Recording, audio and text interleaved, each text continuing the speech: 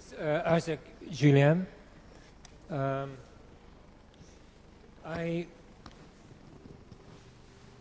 want to discuss with you or verify whether it is true that at some point you could be described as a documentary filmmaker, and that now you don't strictly work in the domain anymore, and that you're working in art. And this is something that kind of Hans-Ulrich suggested to me, so I don't take any responsibility for the theory. And you can deny it or contradict it if you want. But is there something to it that you went from one ambition to another ambition, or that there is a switch in your ambition? Well, I think in a way I'm thinking about moving images that we're sort of in an area where, if we think about questions of indexicality, that in a sense all filming is a documentary or documenting an event of some kind or other. And obviously I think about moving images in terms of genres, but essentially in these genres that you have the documentary mode, which is a very important mode, because I think I, in a sense, was very interested in that as a mode of expression, because it was at the pinnacle of trying to relay something about the world which didn't have that much about the world, yeah, which didn't have that much to do with art. It was about lives and about political questions or issues. And in this sense, it was a catalyst for trying to propagate or create a position. I think in a very earlier stage of my career, where I wanted to really project what I saw as certain voices which were not, as it were, part of the sort of main sort of bastion of different sort of institutions. And so, in a way, the documentary mode is still a mode that I'm committed to, and I'm making a documentary actually on Derek Jarman, which I hope to complete next year.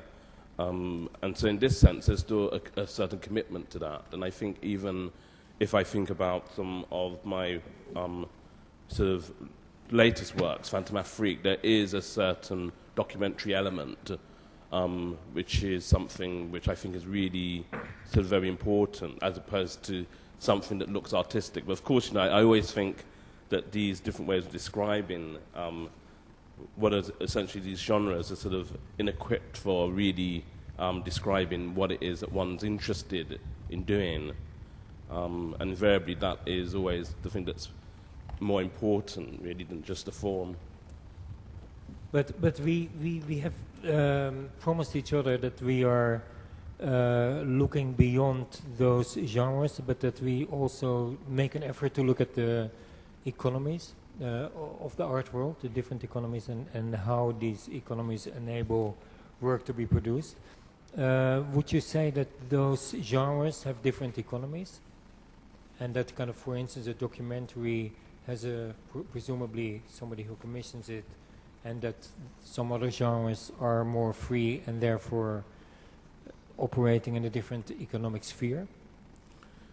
Well, yes, I mean, I think in an ideal world, absolutely, I'd agree with that. But I think what we've come across really in this moment, especially if I think about one of the spaces where we were able to actually make certain works, which was in broadcasting. I mean, this whole area of, if you like, reality television as a sort of way of thinking about a documentary mode. I mean, this is something which has completely exacerbated what could be a creative or sort of autonomy, a sort of artistic autonomy in terms of making work. So although I think questions of economy are really very centrally important to the ways in which we might want to value work or think about work or making work, we also have to think about the ways in which it seems to me that sort of even in these various scenarios that I think the question of autonomy is the one which has become really very important. And I think that brings us back to that question in relationship to a position which one might find oneself between, say, film or working in one sort of area into a sort of art area where there's a different sort of value that's sort of put on that sort of notion.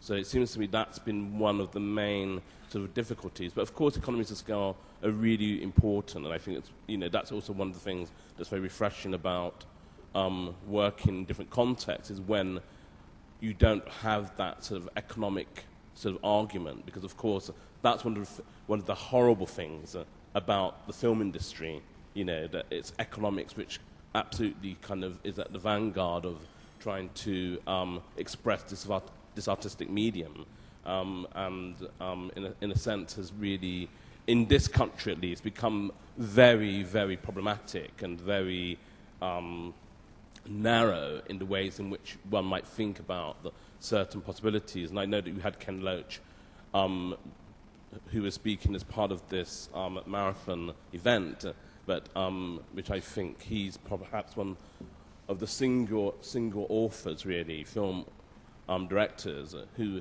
has been very committed to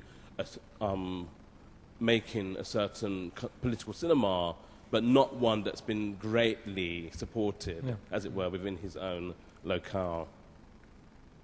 One question obviously related to that is also the kind of question of format and a sort of a freedom of all kinds of possible format this sort of art world offers, which kind of the world of cinema doesn't, where it's just like one sort of given format in terms of time. And I was somehow wondering, I mean, one of the things which I think is incredibly interesting is the kind of difference, the sort of whole discussion of video has produced in the art world. I mean, in the 90s at a certain moment it seemed as if video would be the new golden frame. It was just a projector on the wall, but I think in the last sort of 5 to 10 years, through protagonists like you and a few other artists, there has been an amazing variety of different temporalities, of different displays, also display features. So I wanted to ask you a little bit to talk about this.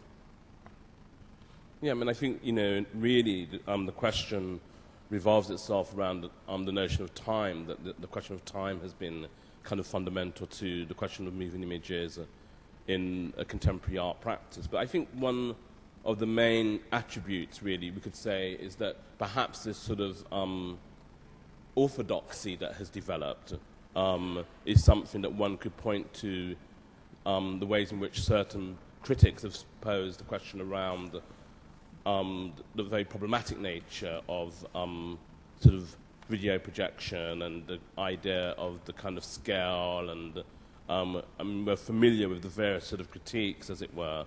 But I think one of the sort of exciting things, at least in relationship to kind of the things which I see one being involved in, is really the way in which one's been able to tie certain kind of sort of political interventions and to kind of suture that with a form that could try to, as it were, make various kind of interventions into thinking about sort of politics in the world, and generally trying to shift a certain empathy. And I think, in a way, part of the Documentary 11 project was sort of part of that sort of aspect of trying to kind of shift that away from a completely market-driven focus in terms of the ways in which one thought generally about contemporary art, and hence you know, the complaints about taking too much time to look at various sort of moving image forms, etc. So, I mean, obviously, you know, I mean, I think, you know, we have this sort of development of a certain orthodoxy on the one hand, and at the same time this sort of particular moment where one can sort of perhaps utilize that for different political ends. Maybe to bring the discussion back to London, because one of the kind of recurrent issues of this marathon is a kind of an idea of a partial mapping of London through a sort of a polyphony of different you know, participants.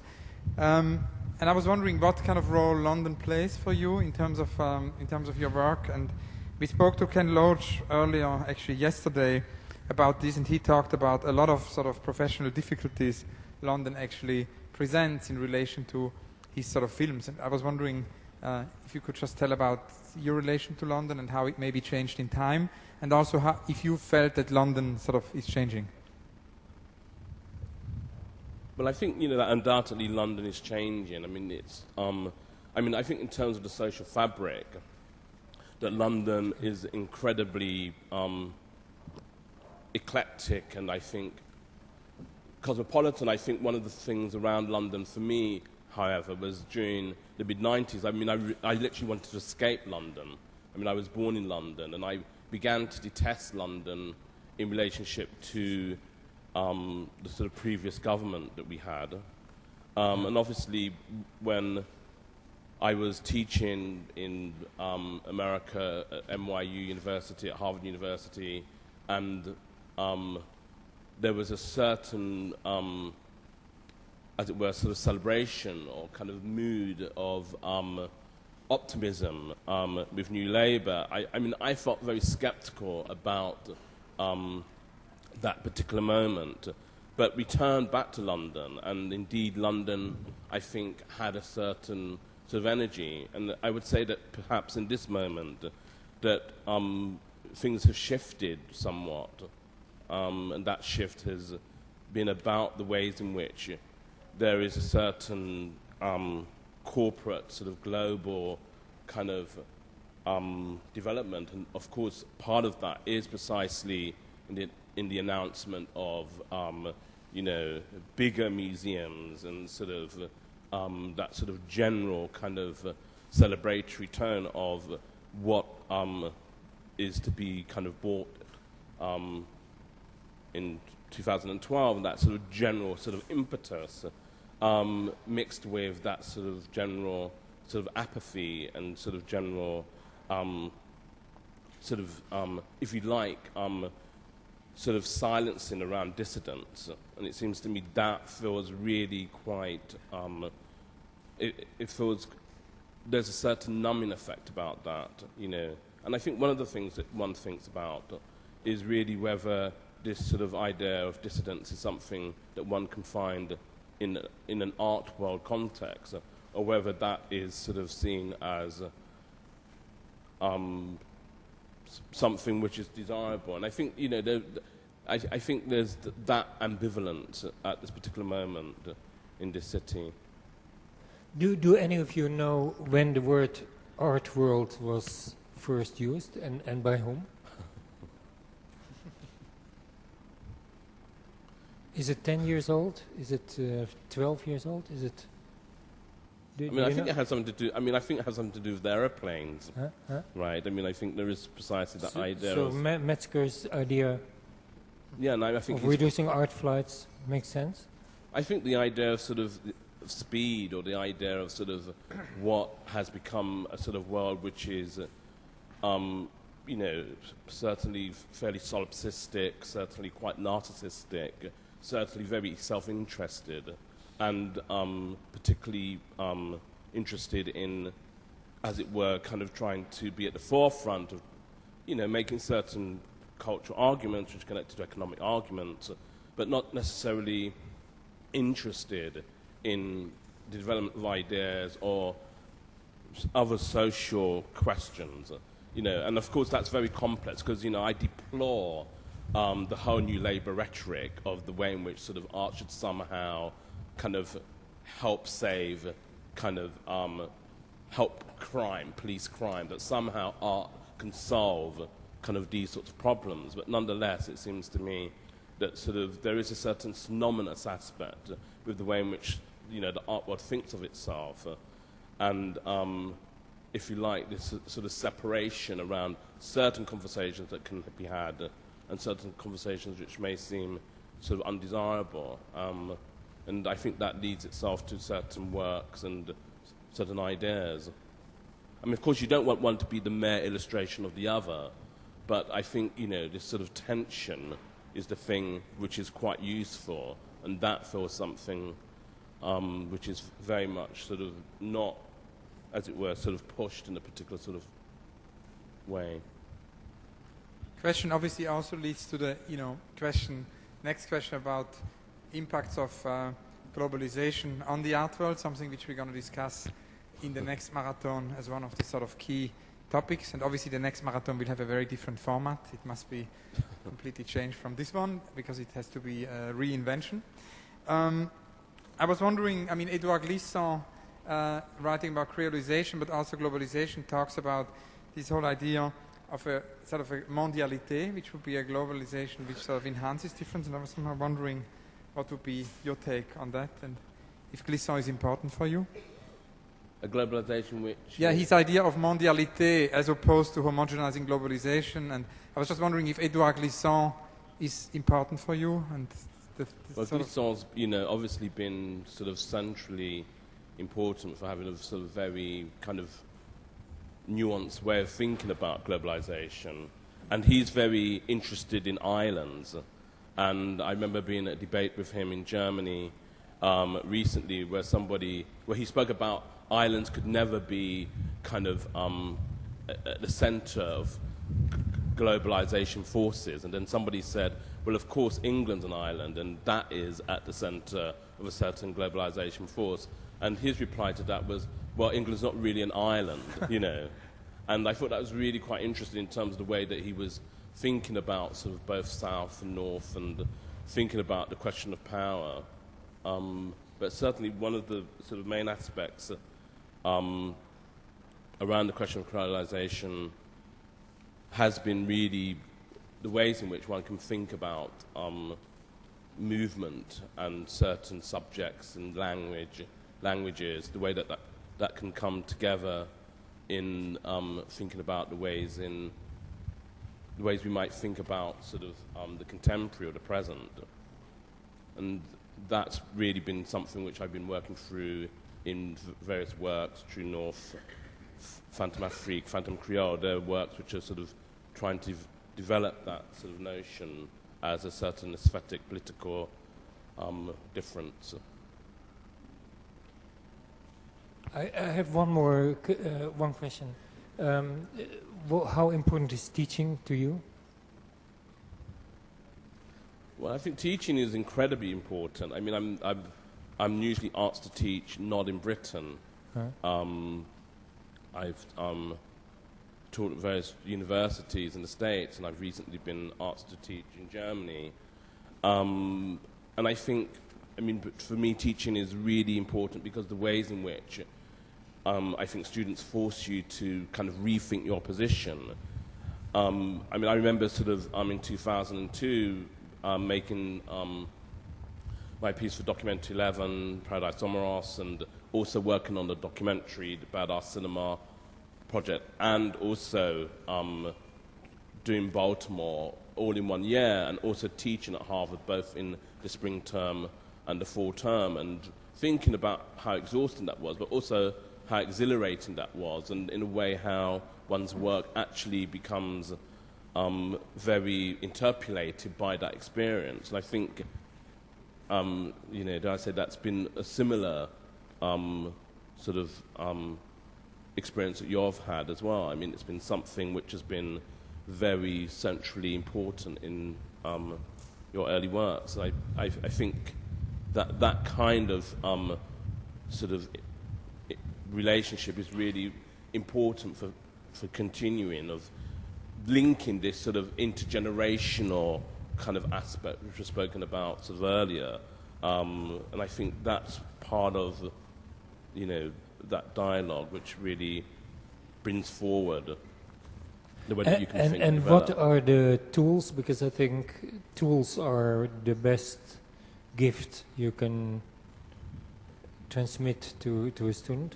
What are the tools? What do you think are currently the most important tools in the art world, to use that word once again? Well, I think it's really the notion of criticality, and where you kind of can try to embed that certain kind of way of looking and thinking about how something's made. And I think sort of one of the things that I'm always struck by in this situation is really the ways in which you have, as it were, people who may not have sort of economical advantages, but have amazingly brilliant ideas, and the ways in which those can resonate. And I think it's really about trying to, how can you secure that sort of relationship rather than this exposure that one gets as it were, in an art context where perhaps those things won't be valued or those things dissipate or disappear. And I think it's that notion of trying to keep that kind of notion of criticality alive, you know, and to promote that, to encourage that.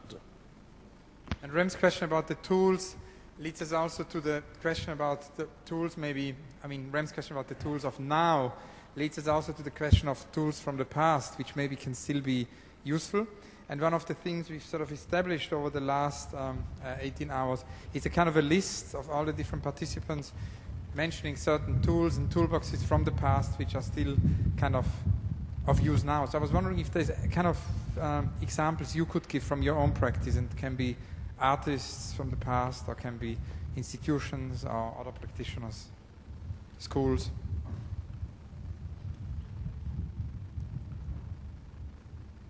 That's an interesting question. I mean, I think one of the main, I think, you know, for me, one of the most important people who have been at the forefront, who's used his own life as a tool, is Stuart Hall. I think that he has been at the forefront of trying to both, you know, position a sort of paradigm shifts in the humanities, and at the same time he's been at the forefront of being incredibly generous with his time in terms of trying to campaign for the new building that David Adjaye is going to be designing for Innova Autograph.